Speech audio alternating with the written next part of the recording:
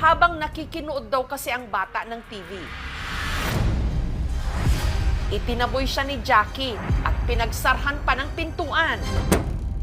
Kaya ang tiyuhin ni Ethan na si Melvin naglabas ng sama ng loob online sa ginawa sa kanyang anak-anakan. Alauna po yun ng tanghali. Narinig ko po si Ethan na umiiyak po. Tinanong ko, sabi ko, bakit ka umiiyak? Tapos tinuturo niya po yung TV, tapos nakasarado po yung pinto. Nagalitan niya yung anak ko, parang aso na tinaboy niya palabas. Pero bakit nga ba nagawa yun ni Jackie? Gayong nagpapanood naman talaga siya ng TV sa kanilang bahay.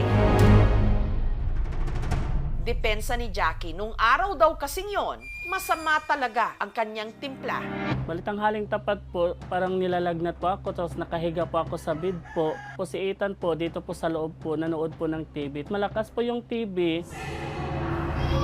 Makulit din po, parang sumisigaw. Naingayan po ako, pinalabas ko po si Ethan. Sinara ko po yung pinto.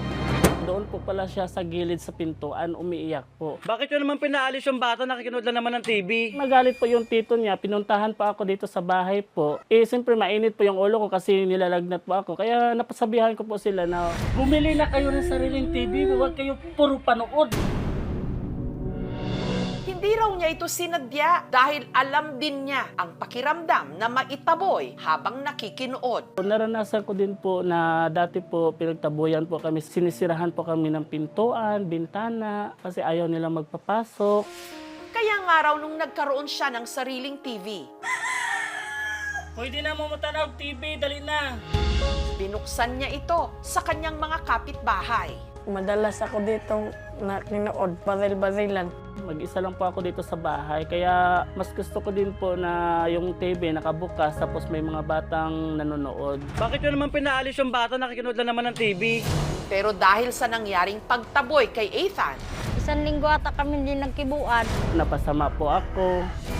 ano kaya ang kahahantungan ng hindi pagkakaunawaan ng magkakapitbahay nang dahil sa TV? Sino kaya ang magpapakumbaba? Nanghingi pa ako ng pasensya po sa kanila. Naiyak po ako, ma'am, kasi po naawa po ako sa bata. Pinatawad ko naman po siya. The same time, mayroon naman po kami pinagsamahan ng tao, kaibigan ko naman po siya. Kaya alam naman po namin talaga na hindi po namin karapatan na magalit or magtampo po kasi po nakikinood lang naman po kami. Kaya si Ethan, back to regular programming. Okay na po kami ngayon. Pinagsabihan ko na po si Ethan na pag manood siya, wag siya masyado doon makulit para di magalit si Tito Jackie. Shout out sa inyo lahat, guys! Samantala, mula nung nag-viral ang video na ipinost ni Melvin, marami raw ang nagpaabot ng tulong pinansyal sa bata.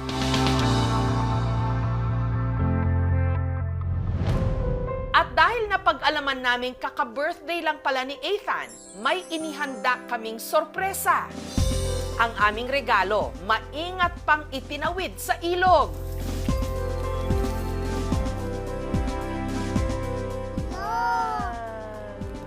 Ano yan, Tan? Ano yan, Tan? Ano yan? At nung binuksan ito ni Ethan, Wow! Ano yan, Tan? nagningning ang kanyang mga mata. Ay! Dali na, dali na! Ay, ito na yung TV mo! Wow! Isang brand new flat screen TV para hindi na rin siya gabihin sa tuwing nakikinood ng mga programa kabilang na ang KMJS. Thank you! Maraming salamat po. May mapapalitan na po namin ng bago yung luma namin TV.